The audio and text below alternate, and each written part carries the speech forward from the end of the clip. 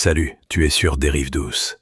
Aujourd'hui, je vais te parler du chamanisme des peuples autochtones de Sibérie, et surtout d'une idée qu'ils portent en lui. Et si le monde que tu tiens pour réel n'était qu'un étage parmi d'autres, tout aussi vécu, tout aussi vrai pour ceux qui l'habitent. Écris-moi en commentaire quelle heure il est chez toi en ce moment, ou comment s'est passée ta journée. J'aime lire ce que vous laissez là-dessous. Il y a des gens agréables et profonds dans les commentaires de cette chaîne. Si le projet des Rives Douces te plaît, tu peux cliquer sur le lien en description pour le soutenir. On a l'habitude de penser que la réalité est une chose fixe, un socle sur lequel tout le reste vient se poser. Les rêves, les visions, les esprits des ancêtres, tout ça serait secondaire, un reflet plus ou moins fidèle du vrai monde. Les peuples autochtones de Sibérie, à travers leurs pratiques chamaniques, proposent une autre architecture. Le monde où l'on mange, où l'on dort, où l'on chasse, n'est qu'un des niveaux d'une réalité empilée, et les autres niveaux ne sont pas moins réels. Ils sont simplement accessibles autrement, par le rêve, par la transe, par des états que nous rangeons trop vite dans la catégorie du symbolique.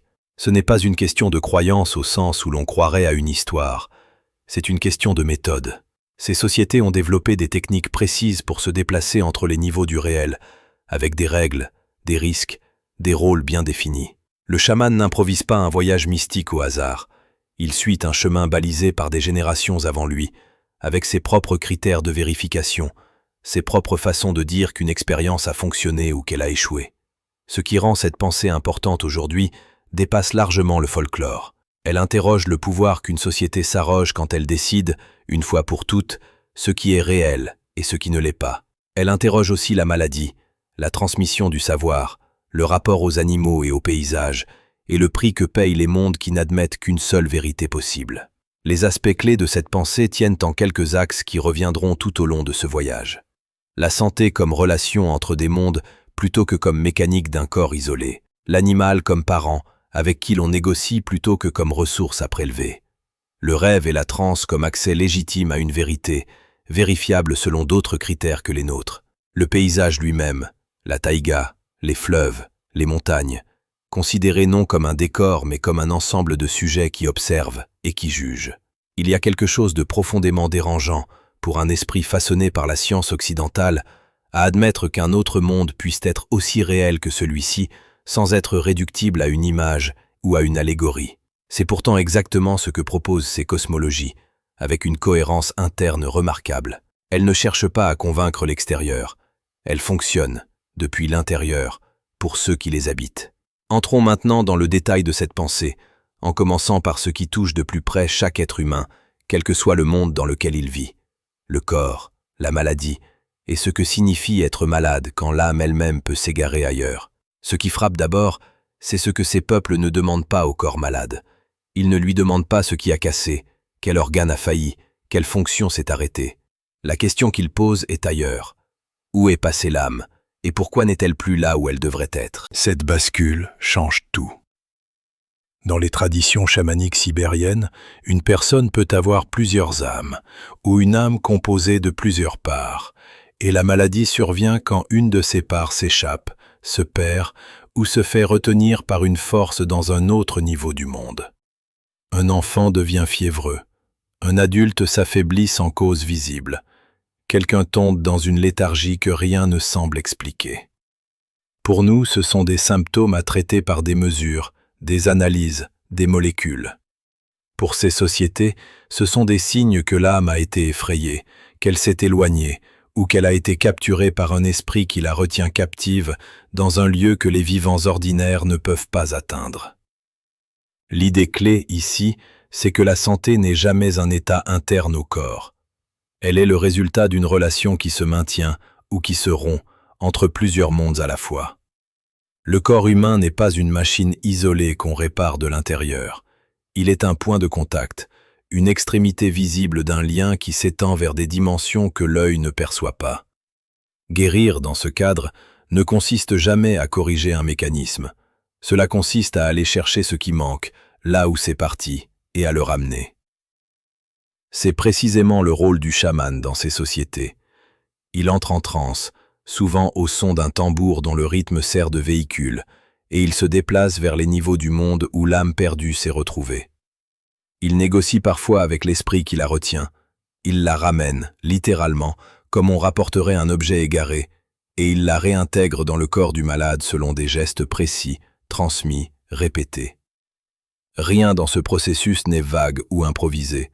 C'est une technique, avec ses échecs possibles et ses conditions de réussite, jugée efficace ou non selon des critères propres à la communauté qui la pratique. Une conséquence directe de cette conception, c'est que la frontière entre le vivant et le mort, entre le présent et l'absent, devient beaucoup plus poreuse que dans notre cadre médical. Une âme qui erre loin du corps n'est pas complètement partie, mais elle n'est pas non plus complètement là. Le malade habite un entre-deux, un état où son existence dans le monde ordinaire s'affaiblit à mesure que sa présence ailleurs se prolonge. Cet entre-deux a une réalité propre pour la communauté. Il se lit dans le comportement, dans le regard, dans la façon dont la personne semble absente à elle-même.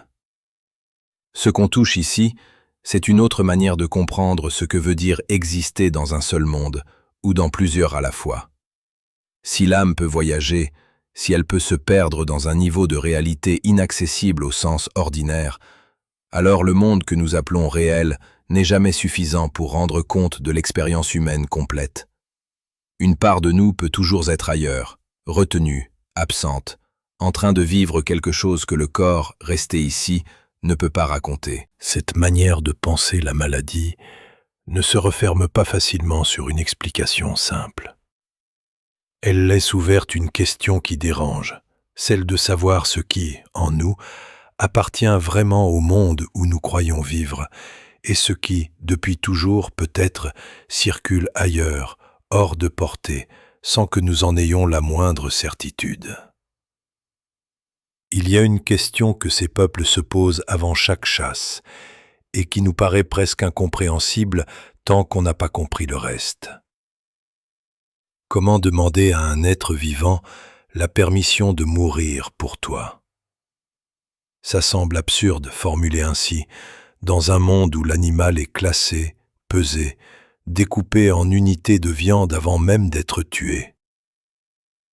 La tension surgit exactement là.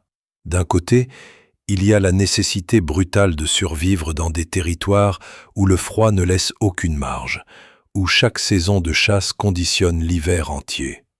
De l'autre, il y a la conviction que l'ours, le renne, l'élan, possèdent une âme comparable à celle de l'humain, qu'ils appartiennent à des lignées, qu'ils ont des maîtres invisibles qui veillent sur eux dans d'autres niveaux du monde. Tuer un animal sans respecter cette parenté, c'est risquer une rupture qui dépasse largement la mort de l'individu abattu. C'est s'exposer à la colère d'un esprit gardien, à la stérilité future des troupeaux, à une dette qui se paiera un jour, d'une manière ou d'une autre. L'idée qui se dégage de cette tension, c'est que la chasse fonctionne comme une forme de diplomatie plutôt que comme un simple prélèvement. Le chasseur ne s'approprie pas une ressource, il entre en relation avec une lignée entière d'êtres apparentés à la sienne. Certains peuples parlent de l'ours comme d'un ancêtre commun, un frère lointain, presque humain sous une autre forme. Avant de le tuer, on s'adresse à lui, on explique la nécessité, on demande son accord, parfois on présente des excuses formelles après la mise à mort, comme on le ferait envers un parent qu'on a dû blesser pour une raison plus grande que soi. Le corps de l'animal, une fois consommé, doit souvent être traité selon des règles précises, les os disposés d'une certaine façon, le crâne parfois exposé, pour que l'âme retourne intacte vers son monde d'origine et puisse renaître, revenir, continuer le cycle. Ce que ça révèle, en profondeur, c'est que le monde des animaux ne se situe pas en dehors du monde des humains, dans une case séparée nommée nature. Il constitue un étage parmi d'autres de la même réalité vécue, avec ses propres habitants, ses propres hiérarchies, ses propres droits. Chasser dans ce cadre, c'est franchir une frontière entre deux mondes apparentés, pas s'emparer d'un objet inerte posé dans un décor. Le coût humain de cette vision est réel, et il ne faut pas le minimiser. Vivre avec la conviction que chaque animal tué peut se venger, que chaque maladresse rituelle peut fermer l'accès au gibier pour toute une communauté, impose une charge mentale permanente. La faim ne suffit pas comme excuse face à un esprit gardien mécontent. Le chasseur porte sur ses épaules non seulement la survie de sa famille, mais la responsabilité de ne pas rompre un équilibre qui dépasse sa propre vie, un équilibre qui engage plusieurs mondes à la fois. Un chasseur qui revient bredouille pendant plusieurs saisons de suite peut être soupçonné d'avoir manqué de respect envers les esprits animaux, et cette suspicion pèse socialement, parfois plus lourdement que la faim elle-même. Il n'existe pas de solution simple à cette tension entre nécessité et respect. Elle ne se résout jamais complètement. Elle se négocie à chaque saison, à chaque prise, à chaque geste rituel accompli avec plus ou moins de justesse. Ce qui se stabilise, en revanche, c'est une certaine humilité structurelle. L'humain ne se pense jamais au sommet d'une chaîne qu'il dominerait sans compte à rendre. Il vit dans un monde parmi d'autres, où l'animal qu'il mange aujourd'hui appartient à une lignée qui continuera d'exister ailleurs, sous une autre forme, dans un autre étage du réel, et qui se souviendra, à sa manière, de la façon dont on l'a traité. Après la chasse, après le rituel qui referme la relation avec l'animal tué, vient un autre moment, plus silencieux, où le chaman s'assoit, ferme les yeux et laisse le tambour prendre le contrôle de son souffle. Ce moment-là n'a rien d'un simple repos ni d'une pause avant l'action suivante.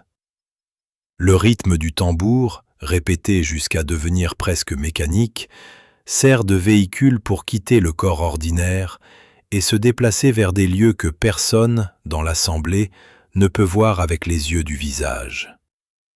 Le chaman décrit ensuite ce qu'il a traversé, les rivières qu'il a longées, les esprits qu'il a rencontrés, les obstacles qu'il a dû franchir pour obtenir une information précise. Rien de tout cela n'est présenté comme une image poétique destinée à impressionner l'auditoire. C'est rapporté comme un compte-rendu de voyage, avec des détails topographiques, des noms, des repères que la communauté peut évaluer, comparés à d'autres récits antérieurs, jugés cohérents ou non. Ce mécanisme sert un besoin très concret. Une communauté qui vit de la chasse, du renne, du poisson, a besoin de savoir où se trouve le gibier avant qu'il n'apparaisse à l'horizon. Elle a besoin de comprendre pourquoi une maladie frappe telle famille et pas telle autre. Elle a besoin de trancher un conflit qui menace de diviser le groupe. Le rêve et la transe apportent ce type de réponse quand aucune observation directe ne le permet. Il fonctionne comme un instrument de navigation dans une réalité qui déborde largement ce que les sens ordinaires peuvent saisir.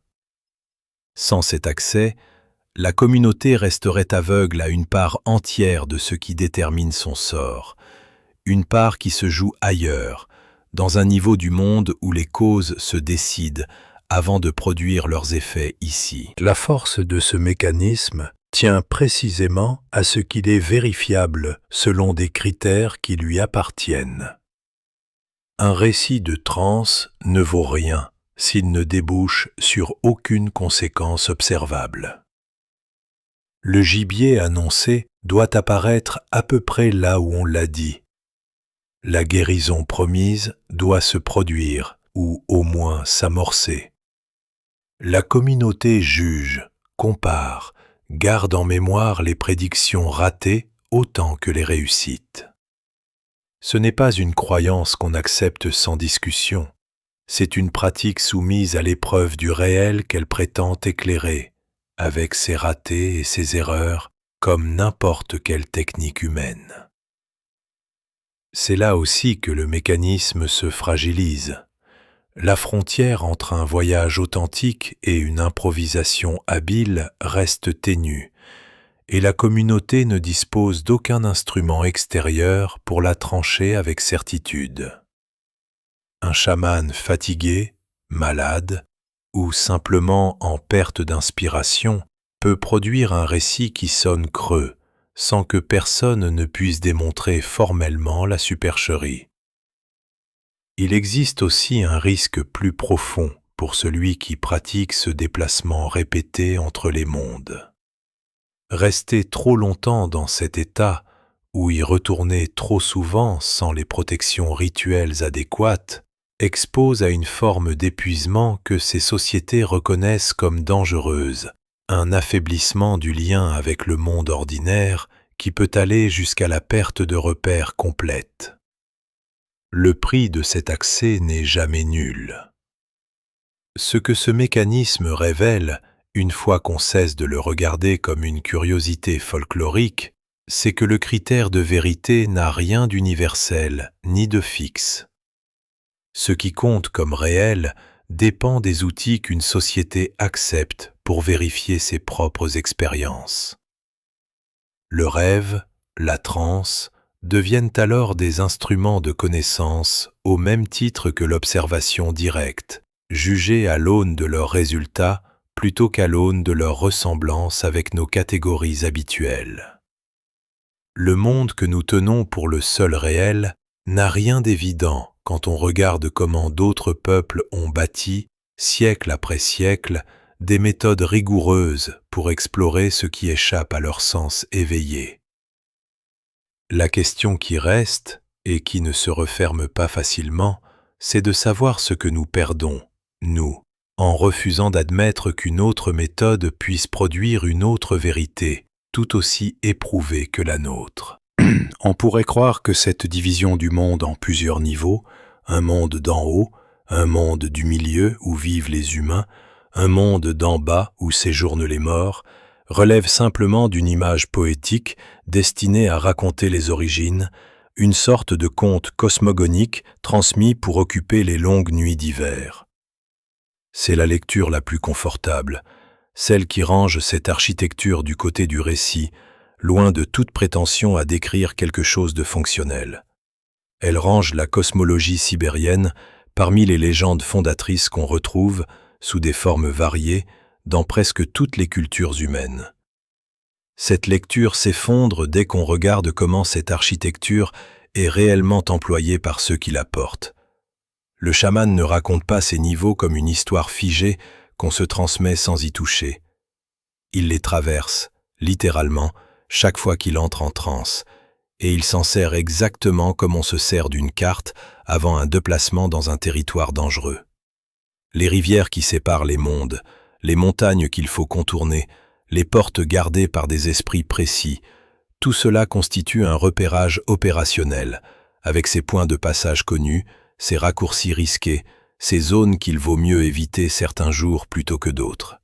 Cette cosmologie fonctionne comme un instrument de navigation dans un espace que les sens ordinaires ne perçoivent pas, au même titre qu'une carte maritime sert à traverser une mer qu'on ne voit jamais dans son ensemble depuis le pont d'un bateau. Ce qui frappe, une fois qu'on prend cette carte au sérieux, c'est sa précision interne. Chaque niveau possède ses habitants propres, ses règles de circulation, ses gardiens auxquels il faut s'adresser d'une certaine façon pour obtenir le droit de passage. Un chaman qui entreprend un voyage vers le monde d'en bas pour ramener l'âme égarée d'un malade sait, avant même de partir, quels obstacles il rencontrera probablement, quels esprits pourraient l'aider, lesquels chercheront à le retenir. Cette connaissance se transmet, se précise, s'ajuste au fil des expéditions, comme n'importe quel savoir de terrain accumulé par des générations de voyageurs qui empruntent la même route. Le monde où nous vivons dans cette carte n'occupe qu'une position parmi d'autres, un étage traversé de passages vers le haut et vers le bas, jamais un point final ni un centre absolu. La complication surgit quand on cherche à fixer cette carte de façon définitive, comme s'il existait une seule version correcte du nombre de niveaux, de leur disposition, de leurs habitants. Les récits varient d'un peuple à l'autre, parfois d'une famille chamanique à l'autre au sein d'un même peuple. Certains décrivent 3 mondes superposés, d'autres en comptent davantage, avec des subdivisions, des mondes intermédiaires réservés à certains esprits seulement. Un chaman peut aussi affiner sa propre carte au fil de ses voyages, découvrir un passage que son maître n'avait jamais mentionné, réviser sa compréhension d'un niveau qu'il pensait connaître. Cette variabilité ne discrédite pas l'ensemble. Elle ressemble à la façon dont des cartographies maritimes différentes, dressées par des marins de mers différentes, peuvent décrire des configurations distinctes sans qu'aucune ne soit simplement fausse. Chacune reste fidèle à l'expérience de celui qui l'a tracée, à son territoire, à ses propres traversées. Ce qui compte au fond, ce n'est pas de trancher combien de mondes existent réellement, ni de dresser un inventaire universel de leurs habitants. C'est de comprendre que cette pluralité fonctionne, qu'elle rend possible des déplacements, des négociations, des retours, qu'elle produit des résultats vérifiables par la communauté qui en dépend. Une carte ne vaut que parce qu'elle permet d'accomplir, et celle-ci permet de ramener une âme, de localiser un gibier, de comprendre une mort inexpliquée. Mais une carte, aussi précise soit-elle, ne se lit pas toute seule. Elle exige quelqu'un capable de la déchiffrer, de s'orienter dans ses passages, de reconnaître les gardiens et de savoir leur parler. C'est cette figure-là, celle qui sait circuler entre les niveaux sans s'y perdre, qui commence à poser une question bien plus difficile que celle du nombre de mondes. Cette figure qui sait circuler entre les niveaux du monde occupe dans sa société une place que personne ne conteste, un rôle reconnu, attendu, parfois redouté, jamais mis en doute. Et pourtant, dès qu'on essaie de nommer précisément ce rôle avec les mots dont nous disposons, il se dérobe. Tu peux l'appeler prêtre. Il n'a ni temple fixe, ni dogme écrit à faire respecter. Tu peux l'appeler médecin. Il traite des absences d'âme plutôt que des organes défaillants. Tu peux l'appeler artiste. Ses chants et ses récits de voyage ne sont jamais présentés comme des fictions à admirer, mais comme des comptes rendus vérifiables. Plus on cherche à le faire entrer dans une case familière, plus la case se révèle trop étroite, trop rigide, taillée pour autre chose. Voilà le paradoxe véritable. Une fonction sociale centrale, indispensable au fonctionnement d'une communauté entière, existe sans qu'aucune de nos catégories occidentales ne parvienne à la contenir. On a une place reconnue dans le réel, et on n'a aucun mot juste pour la désigner depuis l'extérieur.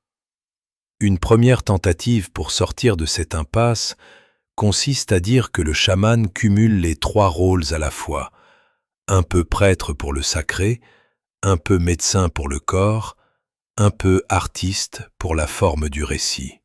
Cette addition rassure, elle donne l'impression d'avoir enfin trouvé une formule. Mais elle suppose que ces trois domaines existaient déjà séparément avant lui et qu'il viendrait ensuite les combiner. Or, rien, dans ce qu'il fait, ne part d'une séparation entre le sacré et le profane, entre le soin du corps et celui de l'âme, entre le récit et l'événement qu'il raconte. Il n'assemble pas des morceaux venus d'ailleurs. Il agit dans un espace où ces distinctions n'ont simplement jamais été tracées. Cette résolution ne tient pas parce que nos catégories elles-mêmes portent une histoire précise, celle d'une division progressive du travail social en Occident, l'Église d'un côté, la médecine fondée sur l'anatomie de l'autre, l'art comme production autonome jugée pour sa forme plutôt que pour sa vérité. Ces frontières se sont construites lentement, à travers des siècles de conflits, d'institutions rivales, de savoirs qui se sont séparés les uns des autres pour affirmer leur légitimité propre. Le chaman vient d'un monde qui n'a jamais eu besoin de tracer ces mêmes frontières. Chercher à le faire entrer dans nos catégories revient à mesurer un fleuve avec un instrument conçu pour mesurer une pièce fermée. L'instrument donnera toujours un résultat, mais ce résultat ne dira rien de juste sur ce qu'il prétend mesurer. Un même homme peut, dans la même nuit, ramener l'âme égarée d'un enfant malade, trancher un différend qui menace de séparer deux familles, et composer un chant que les générations suivantes reprendront comme repère collectif, sans que personne autour de lui songe un instant à distinguer ces trois gestes comme relevant de fonctions différentes. Ce que cette impossibilité produit, une fois qu'on la reconnaît, c'est une conséquence concrète et lourde pour quiconque a essayé de décrire cette fonction depuis l'extérieur. Les premiers observateurs venus d'Europe, confrontés à cette figure qu'ils ne savaient pas classer, ont tranché à leur manière, en la réduisant à ce qu'ils reconnaissaient de plus proche: un guérisseur primitif, un sorcier, un charlatan habile à impressionner des esprits crédules. Cette réduction n'était pas un simple malentendu de traduction. Elle a nourri, plus tard, des politiques entières de répression, fondées sur l'idée qu'on pouvait remplacer cette fonction inclassable par un médecin d'État et un prêtre officiel, comme si les trois rôles séparés suffisaient à couvrir ce qu'un seul homme accomplissait autrement. Toi qui écoutes, retiens ceci. Chaque fois que tu cherches à ranger une pratique venue d'ailleurs dans une case que tu connais déjà, tu risques de ne voir que le reflet déformé qu'elle produit dans ton propre miroir, jamais la chose elle-même. Le chaman n'attend pas d'être compris selon nos termes. Il continue d'exister selon les siens, dans un monde parmi d'autres, tant que quelqu'un accepte encore de porter cette fonction sans nom. Cette fonction sans nom, il faut bien qu'elle passe de quelqu'un à quelqu'un. Personne ne n'est chaman fait. On raconte que le don se manifeste par une maladie initiatique, une période de délire, de convulsion, parfois une disparition de plusieurs jours dans la taïga, et cette crise ne suffit jamais seule. Elle désigne, elle ne forme pas. Ce qui forme vraiment, c'est ce qui vient après. L'apprentissage patient auprès d'un maître déjà reconnu, la mémorisation des chants, l'initiation aux esprits auxiliaires, la lente familiarisation avec les niveaux du monde qu'il faudra un jour traverser seul.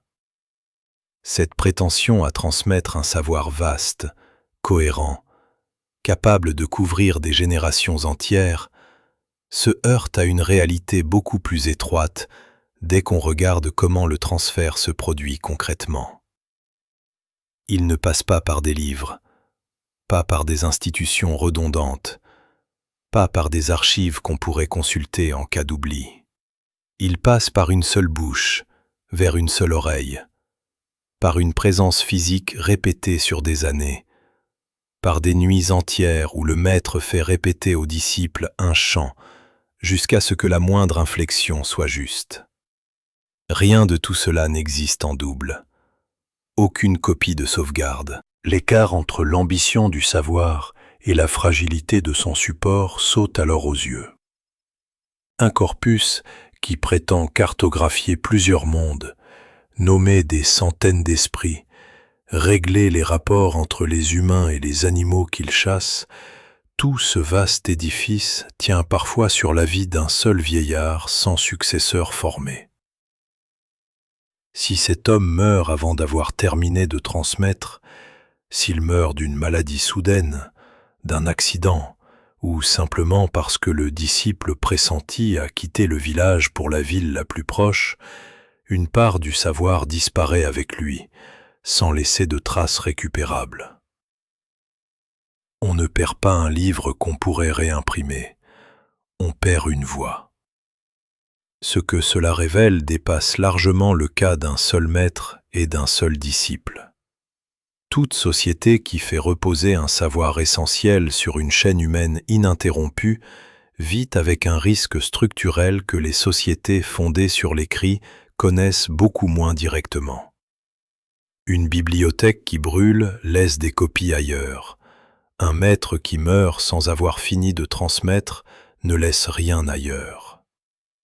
Le fil chamanique sibérien a fonctionné ainsi pendant des siècles, se transmettant de génération en génération à travers des lignées familiales ou des filiations choisies, avec ses pertes normales, ses réajustements, ses variantes locales que la partie précédente évoquait déjà. Ce système a toujours été fragile par construction, mais il a survécu tant que la continuité des générations restait à peu près garantie, tant qu'un enfant ayant grandi près d'un maître avait des chances raisonnables de rester dans la région, d'être disponible, de recevoir à son tour ce qu'on lui destinait. Ce qui reste ouvert, c'est ce qui se passe lorsque cette continuité se brise non plus par accident, mais de façon systématique, quand des générations entières sont déplacées, scolarisées ailleurs, détournées de force de la présence même qui rendait la transmission possible. Une rupture ponctuelle, un maître mort trop tôt, un disciple parti trop vite, cela s'est toujours produit et le savoir a parfois survécu malgré tout, porté par un autre, retrouvé par un cousin éloigné, reconstitué à partir de fragments. Mais une rupture organisée à l'échelle de tout un peuple, répétée sur plusieurs décennies, ne laisse plus cette marge de récupération. Le fil ne casse pas à un seul endroit qu'on pourrait réparer plus tard. Il casse partout à la fois, et ce qui a été perdu ainsi ne ressemble pas à un livre qu'on pourrait réécrire de mémoire collective.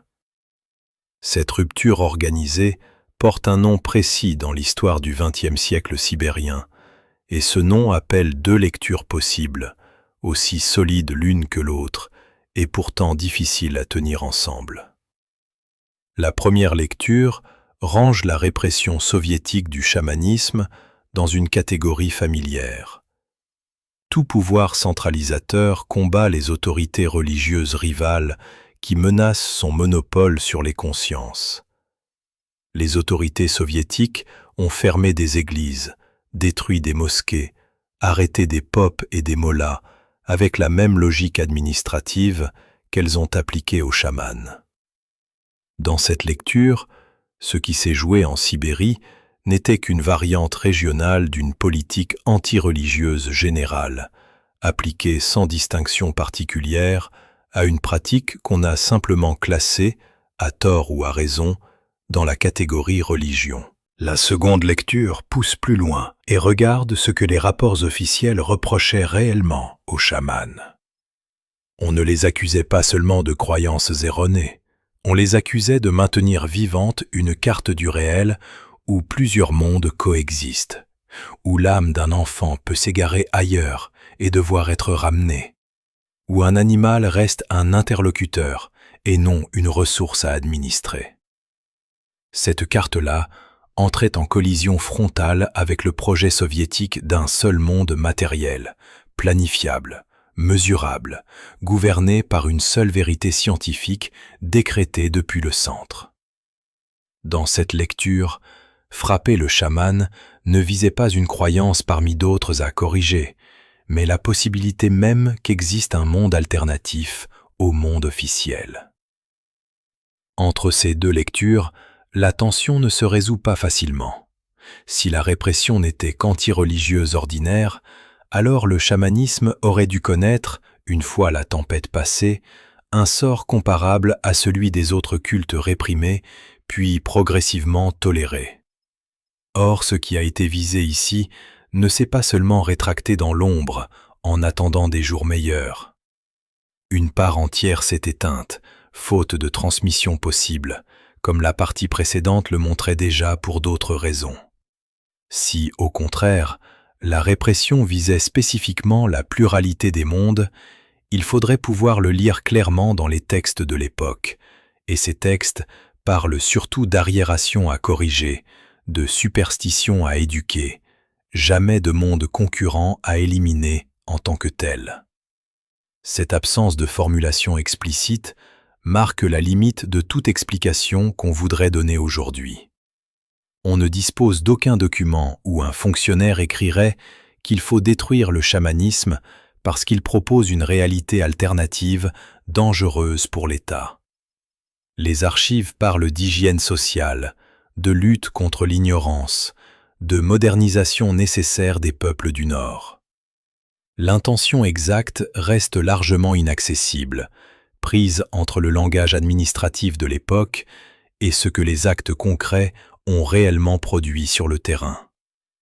Ces actes, eux, sont documentés avec une netteté que les intentions n'ont jamais eue. Des tambours rituels brûlés en public devant les villages. Des hommes reconnus comme porteurs de la fonction chamanique, arrêtés, déportés, parfois internés en hôpital psychiatrique, où leur pratique devenait un symptôme à traiter plutôt qu'un savoir à respecter. Des enfants envoyés dans des internats loin de leur famille, coupés pendant des années de la présence même qui aurait pu leur transmettre quoi que ce soit. Le coût humain ne se limite pas à des vies interrompues. Il se mesure dans des générations entières qui ont grandi sans avoir jamais vu fonctionner ce qu'elles auraient pu, dans d'autres conditions, apprendre à porter à leur tour. La résolution partielle qu'on peut proposer ne choisit pas entre les deux lectures, elle les fait tenir ensemble. Une politique peut viser à éliminer une religion concurrente selon son propre vocabulaire, tout en produisant, dans les faits, l'effacement d'un monde entier tenu pour aussi réel que celui qu'elle imposait à sa place. Les intentions déclarées et les conséquences produites n'ont pas besoin de coïncider pour qu'une destruction ait lieu. Ce qui reste, une fois la tempête officiellement close, ce sont des lignées coupées, des champs incomplets, et la question de savoir combien de mondes possibles ont disparu sans qu'aucun rapport n'en porte jamais la trace exacte. Un vieux chasseur sibérien, avant de traverser une rivière gelée, s'arrête et parle à voix basse, comme s'il demandait la permission à quelqu'un qui pourrait refuser. Il ne parle pas à un compagnon resté en arrière, il parle au fleuve. Ce geste, répété depuis des générations dans des contextes très différents, révèle un principe qui dépasse largement la rivière et le chasseur. Dans les cosmologies sibériennes, la taïga, les montagnes, les sources, les rochers isolés ne servent pas de fond de scène à l'activité humaine. Ils comptent parmi les habitants du monde, au même titre que les animaux et les esprits auxiliaires évoqués plus tôt. Un lieu peut se montrer accueillant une saison et hostile la suivante, non parce que le climat a changé, mais parce que quelque chose, dans la relation entre les humains et ce lieu précis, s'est détérioré. On chasse mal parce qu'on a offensé la montagne. On se perd dans une forêt qu'on connaît par cœur parce qu'on y est entré sans les gestes qui signalent le respect. Le paysage garde la mémoire de la façon dont on s'est comporté envers lui. Ce principe structurel donne à chaque déplacement dans l'espace une charge que nos cartes occidentales ne portent jamais. Pour toi, une carte représente un territoire neutre, mesurable, réductible à des coordonnées. Pour les peuples dont on parle ici, une carte de la taïga inclut des zones où l'on ne s'installe pas, des passages qu'on emprunte seulement après certains gestes, des lieux qu'on évite non par superstition vague, mais parce que l'expérience accumulée sur des siècles y associe un danger réel, vérifié génération après génération. Le paysage n'attend pas d'être décrit.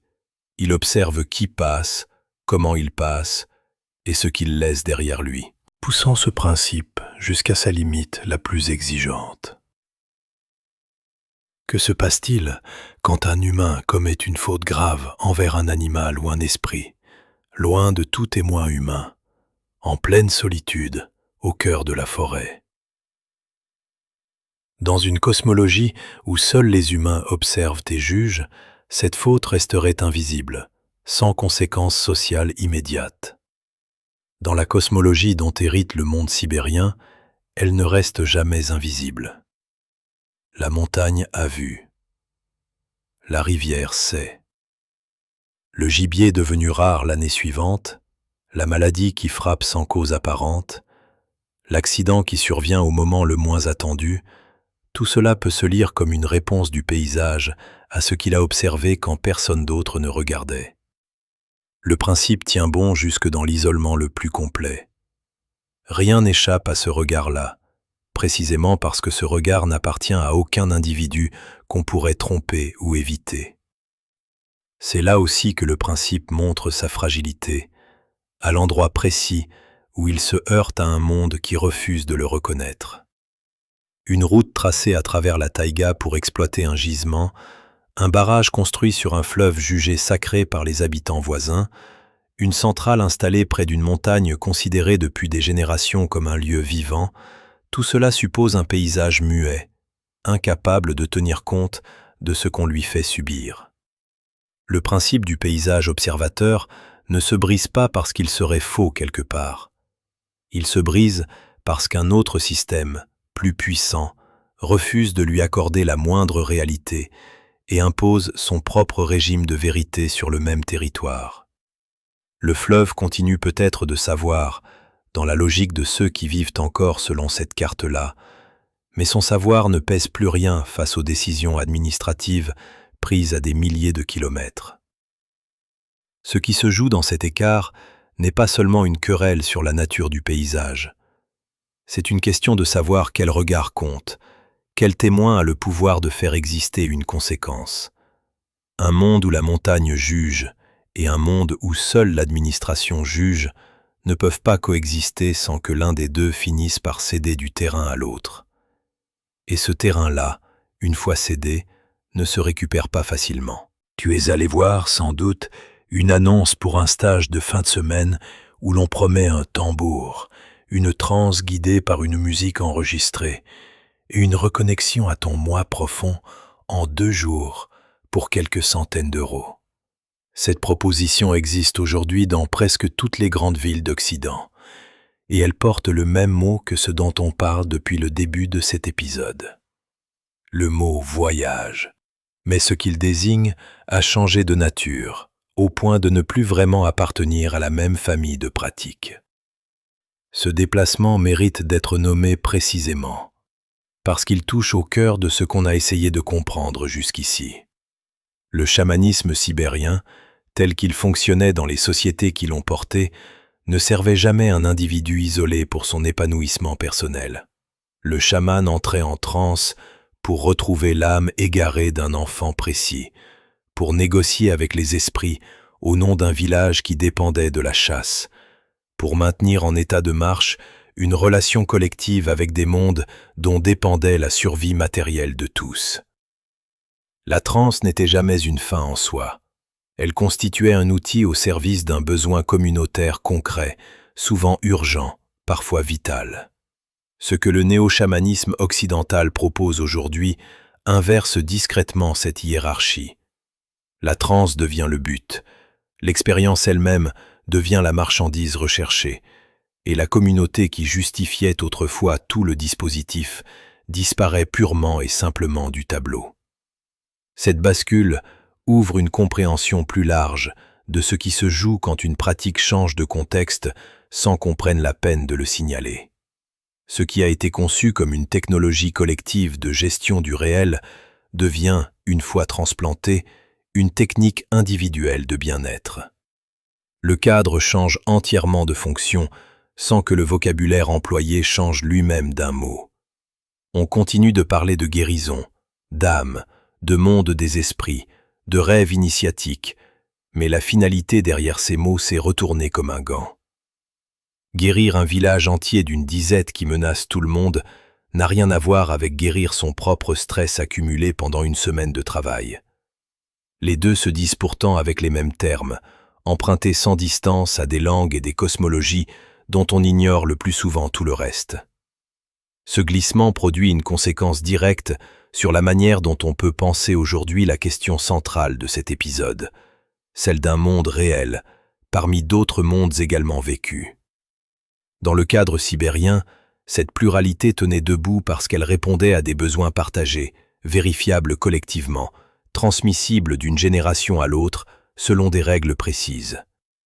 Un chasseur qui rentrait bredouille plusieurs fois de suite pouvait être renvoyé par toute la communauté à l'hypothèse d'une faute envers les esprits, et cette lecture engageait tout le groupe dans une même réalité partagée. Dans le cadre du stage de fin de semaine, cette pluralité se réduit à une expérience privée, non vérifiable par personne d'autre que celui qui l'a vécue, sans conséquence sur rien ni personne au-delà de son propre ressenti. On garde le mot « monde », mais on a perdu ce qui rendait ce monde-là partageable et donc, en un sens précis, réel pour plus d'une personne à la fois. La frontière, où cela devient franchement problématique, se dessine quand cette version diluée commence à se présenter comme équivalente, voire supérieure, à la pratique dont elle tire son vocabulaire. Certains organisateurs de ces stages affirment transmettre un savoir ancestral, parfois sans avoir jamais passé plus de quelques jours au contact d'une communauté sibérienne réelle et sans que la moindre transmission au sens strict, celle qu'on a décrite plus tôt comme un fil fragile entre générations, ait jamais eu lieu. On ne peut pas trancher facilement si cela relève d'une malhonnêteté délibérée ou d'une confusion sincère entretenue par le marché lui-même, qui a tout intérêt à ce que l'authenticité se vende comme un argument parmi d'autres. Ce qui reste certain, c'est que la pluralité des mondes, une fois transformée en produit de développement personnel, perd exactement ce qui faisait sa force chez ceux qui l'ont porté pendant des siècles, à savoir sa dimension collective, vérifiable, transmise et non inventée à chaque génération de zéro. Qui a le droit de dire ce qui existe vraiment? La question paraît abstraite, presque scolaire, jusqu'à ce qu'on remarque qu'elle a été tranchée, dans les faits, par des institutions précises, à des moments précis, avec des conséquences très concrètes pour des populations entières.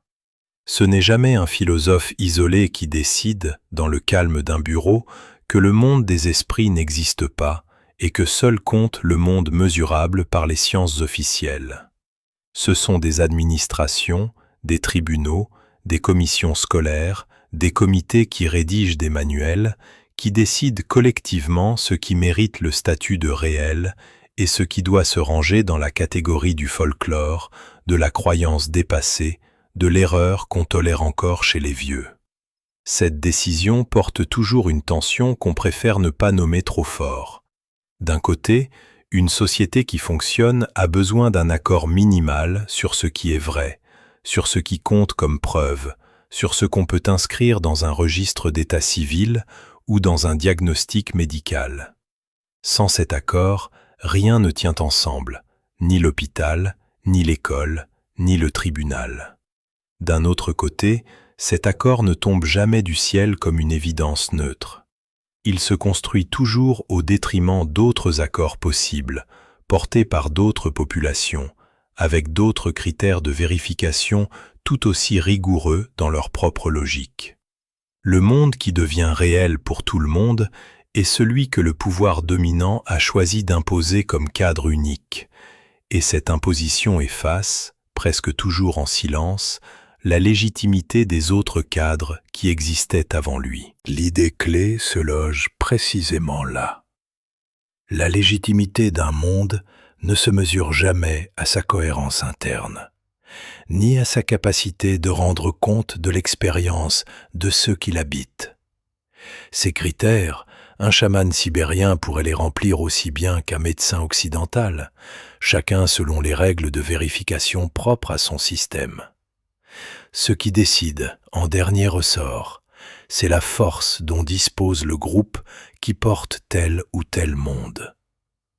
Un État peut mobiliser des écoles, des hôpitaux, des tribunaux, des armées pour installer sa version du réel comme la seule qui compte légalement.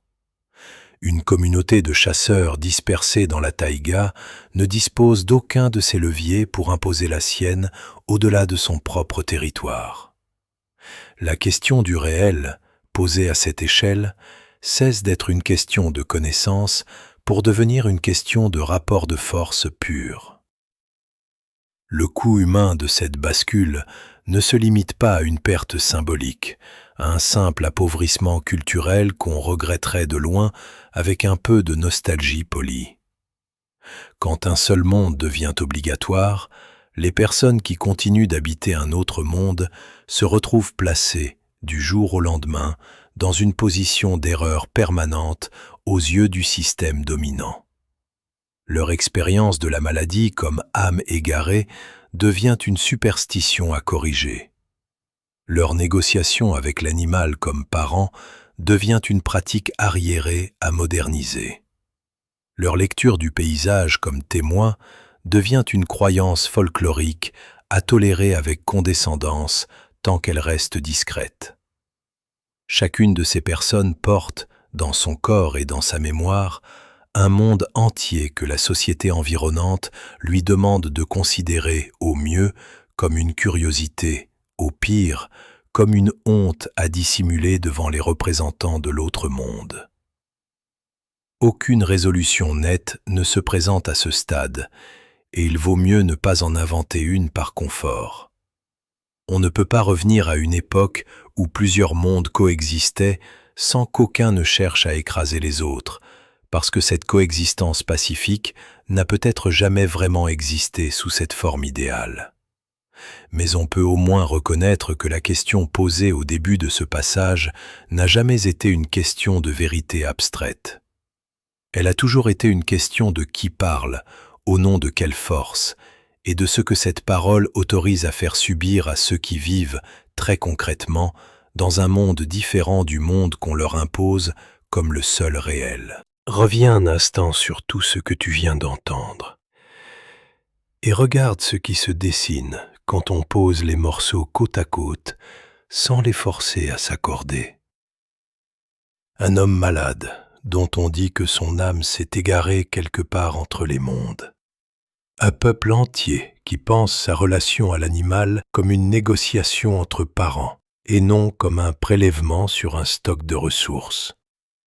Une administration soviétique qui envoie des commissions dans la taïga pour faire taire des tambours, non parce que ces tambours dérangeaient l'ordre public, mais parce qu'ils affirmaient qu'un autre monde tenait debout à côté du sien. Et cette question, posée un peu plus tôt, de savoir qui a le droit de décider ce qui existe vraiment. Ces quatre choses, en apparence, appartiennent à des tiroirs différents.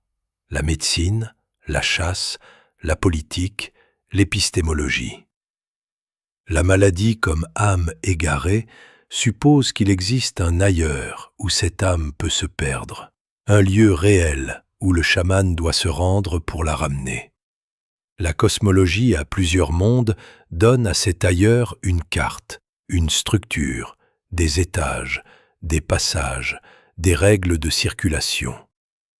La répression soviétique s'attaque précisément à cette carte, parce qu'une carte qui fonctionne rend le monde alternatif praticable, vérifiable, transmissible, donc dangereux pour quiconque veut imposer une seule réalité officielle. Et la question du pouvoir de dire le vrai vient fermer la boucle, en révélant que ce combat n'a jamais porté sur des faits, mais sur qui a le droit de trancher ce qui compte comme fait. Une seule ligne relie ces quatre points. Un monde vécu comme réel a besoin d'une carte. Une carte a besoin d'un peuple pour la transmettre, et un peuple qui transmet une carte différente de celle du pouvoir dominant devient, tôt ou tard, une cible. Il faut aussi regarder en face les limites de tout ce raisonnement, parce qu'une pensée honnête ne cache pas ses propres angles morts.